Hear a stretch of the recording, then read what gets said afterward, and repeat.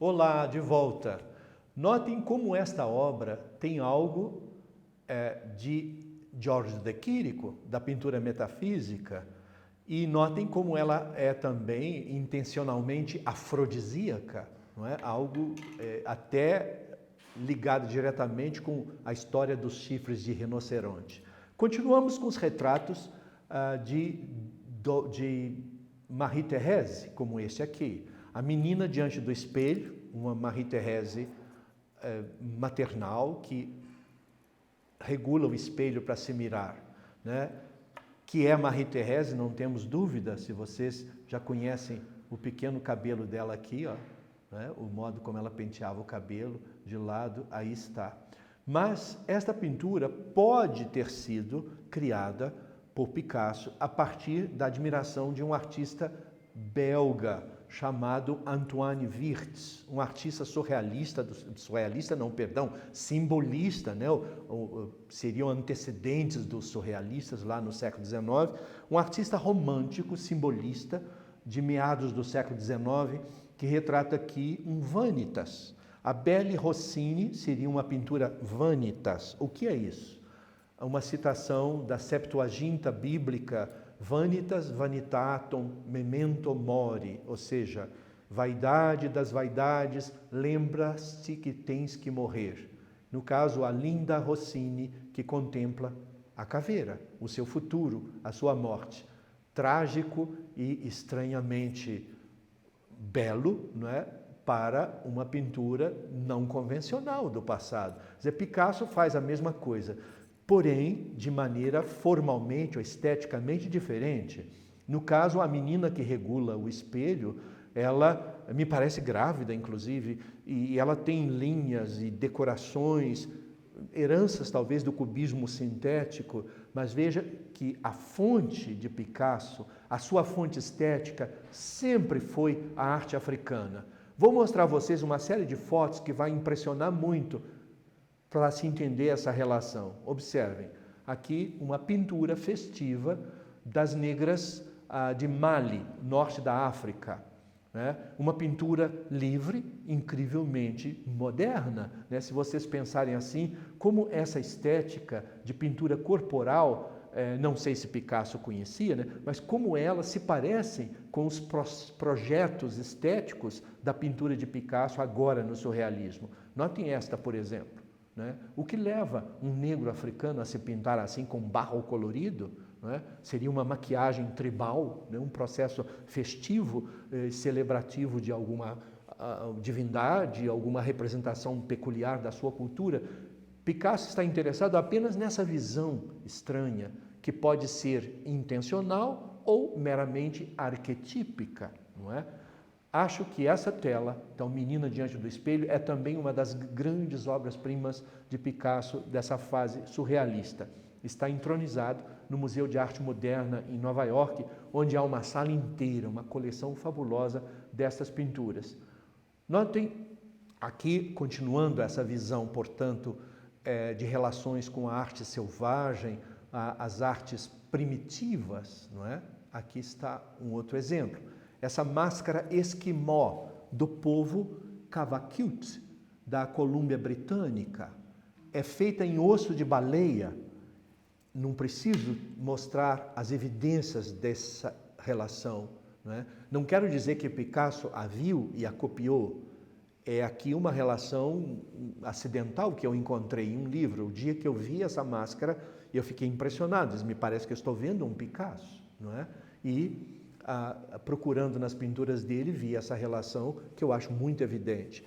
Arquétipos, diria Breton, o André Breton, o líder do surrealismo, né? Arquétipos seria, portanto, uma coincidência do estruturalismo psíquico que é comum a toda a humanidade.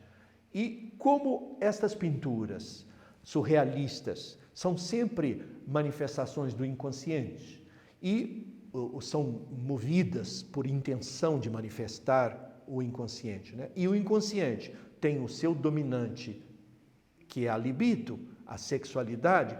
É óbvio que há muito de sexualidade nessas pinturas. Esse retrato, O Sonho, de 1932, traduz um Picasso, ainda ligado a Marie-Thérèse, né, em que a evidência de erotismo e de sexualidade é muito forte. Alguém já notou que essa pintura, o Picasso teria feito uma representação do seu falo, do seu pênis, sobre o rosto da menina. Né? Pode ser uma coincidência, não é? Mas pode ser intencional, o que seria talvez fora dos contextos da criação surrealista. O surrealismo adora o acidental, uma coisa que é criada, portanto, por atos falhos, por manifestações de automatismos, não é? E Picasso, ao fazer essas linhas curvas, acidentalmente, aquilo representa. Freud explica, iríamos dizer, não é? Mas eu explico de uma outra maneira. Notem, relação também com arte primitiva. No caso, novamente, Papua Nova Guiné.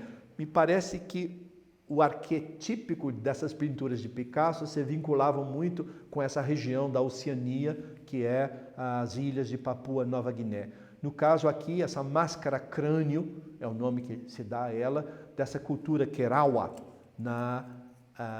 nas ilhas de Papua Nova Guiné. Está também no Museu Metropolitano de Nova York, aliás, que tem uma coleção fabulosa de arte primitiva, colecionada pelo David Rockefeller.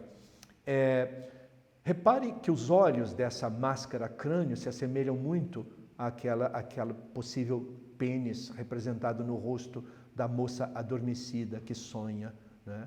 E também o próprio colar que se derrete em curvas graciosas existe nessa máscara também, né? Nessa representação. Bom, seja aqui intencional ou não, de qualquer maneira, a pintura toda é fortemente erótica, né? No seu abandono, na sua oferta sensual de ombros e de seios e a delícia do sono. Quer algo mais vulnerável sexualmente do que uma mulher adormecida? Talvez Picasso esteja falando disso e insistindo nele como macho dominante sobre essa figura. Outro retrato ainda de Marie-Thérèse, sempre, né, a menina que ele dominou por tanto tempo, não é? Reparem, a Poltrona Vermelha de 1931, eu acho que aqui é definitivamente uma declaração de amor de Picasso ao ligar Marie-Thérèse com a sua o seu grande fascínio pela arte do passado, que é a Madame Cézanne na cadeira amarela, famosa pintura de Paul Cézanne, o pai da pintura moderna, segundo o próprio Picasso. Eu chamo a atenção aqui, não só pela mesma postura, mas para vocês observarem as linhas do rodapé da parede, que são as mesmas, a mesma distorção. Veja como Cézanne é moderno, né? Mesmo tendo pintado isso lá em 1888. Né? Um dos últimos retratos de Picasso sobre Marie-Thérèse é este, também encantador, se vocês verem os processos decorativos e as possibilidades de interpretação estética que essa pintura nos dá. Trata-se da Mulher Assentada, de 1937. É, com certeza, Marie-Thérèse, pelo cabelo, vocês veem isso, olha aqui, novamente um retrato da menina, né, que foi mãe da sua filha Maia. Ela, inclusive, com um chapéu, uma fotografia que Picasso admirava muito, né? Ela, então, com 17 anos, o ano que ele a conheceu, a idade com a qual ele a conheceu. Só que a figura aqui, ela tem um contexto estético alucinatório, não é? Ou seja, de linhas decorativas, festivas, como a pintura corporal africana, talvez, não é? Mas muito com outras formas de arte primitiva que Picasso admirava muito, como a arte de Henri Rousseau, seu pintor favorito entre os primitivos parisienses por volta de 1910. Henri Rousseau, o aduaneiro, um pintor naif, ou seja, ingênuo, de Paris, que faleceu em 1910, era muito amigo de Picasso. E Picasso, com certeza, viu essa obra e admirou muito, né? Esse menino, sobre as rochas que parece espetado nessas montanhas, né? Tem uma veste, um jogo de linhas entre o barrado da camisa e as meias, que é encantador. é produto de uma ingenuidade de sonho, né? É isso que faz a grande admiração de Picasso pela arte ingênua, de um modo geral, inclusive pelas máscaras africanas. A roupa da mulher assentada tem muito a ver com isso, é uma explosão do interesse dele por isso, uma afirmação intensiva, né, do que ele via como beleza naquelas pinturas então tão ingênuas do seu tempo de rapaz em Paris. Notem essa máscara Kifuebe, da tribo Songhai do Congo, atual Zaire, também tem linhas decorativas que Picasso conhecia. Picasso, com certeza, teria em sua coleção muitas dessas máscaras Kifuebe. Ele colecionava, ele comprava essas máscaras africanas e tirava partido da beleza delas, uma beleza estranha que seria talvez desconhecida ou abominada pelos acadêmicos, né, que não viam nisso arte nenhuma. Picasso mostrava que o potencial de arte dessas formas de escultura selvagem era enorme, era imenso, né? Tanto que essa pintura é todo um discurso sobre esse processo de beleza. Bom, ele chega a exagerar, inclusive, nas suas linguagens de automatismo. Eu já expliquei que ele participa das duas formas, não é? Uma de linhas automáticas e processos de automatismo no desenho, como uma psicopintura, como também figurações absurdas, né? Alucinadas, como esta aqui. Trata-se de uma figuração feminina, também uma mulher de chapéu, repare os seios, né? Que erótico há nisso, né? E ao mesmo tempo uma forma de máscara africana, né? Trata-se de Busto de Mulher, de 1939.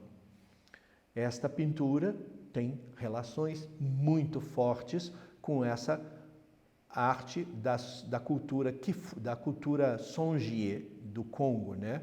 No caso, uma máscara Kifuebe.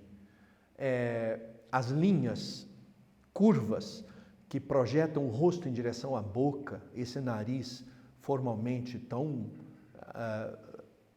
moderno, né, nos contextos do cubismo, é que faz Picasso admirar esse processo. Até acho que esse Busto de Mulher de 39 é incisivo em relação a essas máscaras Songhai que ele tinha em sua coleção.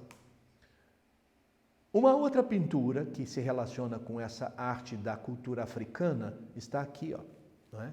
Eu vou mostrar inteira para vocês, é uma tourada. Né? Aqui a agressividade dessa luta de um touro com um cavalo, né? Um toureiro no meio, me parece, não importa tanto, né, o que a pintura representa, é uma visão mais de espetáculo de sonho, espetáculo onírico, né? Importa essas linhas, essas curvas, essa cor tão intensa, explosiva, dramática até, nesta pintura gestual que antecipa até o que vai ser a abstração gestual posterior. Trata-se dessa tourada de 1934, uma antevisão muito evidente do que ele vai usar para pintar a sua grande tela de 1937, chamado a Guernica. A Guernica, talvez a obra mais conhecida de Picasso nesta fase, a sua grande e polêmica obra-prima, um mural gigantesco, né, pintado por ocasião da destruição da cidadezinha basca Guernica, na Espanha, pelos nazistas, a pedido do ditador espanhol Franco. Temos uma aula inteira sobre essa pintura. É necessário, né, uma aula inteira sobre essa pintura para explicá-la. Ela é tão famosa e não é tão simples assim. Por isso, entendê-la é uma compreensão de uma parte da história do século XX que se tornou, então, indelével. A Guernica, nome dessa cidade basca destruída pelo bombardeio nazista, aqui é representado por Picasso em 3,5 metros por 7,76 metros. Veja, é o que eu chamo de gigantesco, né? Em que ele escolhe, inclusive, ausência de cores. Ele coloca o cinzento como se fosse uma colagem de notícia jornalística, né? Trágica, estranha, despedaçada. A luz que acende como um estalo é como se fosse o impacto do clarão da bomba, né, que destrói aquela cidade onde quase 2.000 pessoas morreram, ou nos escombros, ou nas explosões das bombas, ou metralhadas pelos voos rasantes dos caças nazistas, que então tentavam destruir a resistência basca contra a ditadura de Franco na Espanha. É uma obra das mais importantes e que eu convido vocês para assistirem na continuidade de nosso curso. Iremos então tratar exclusivamente um curso sobre a Guernica de Pablo Picasso em 1937. Até lá!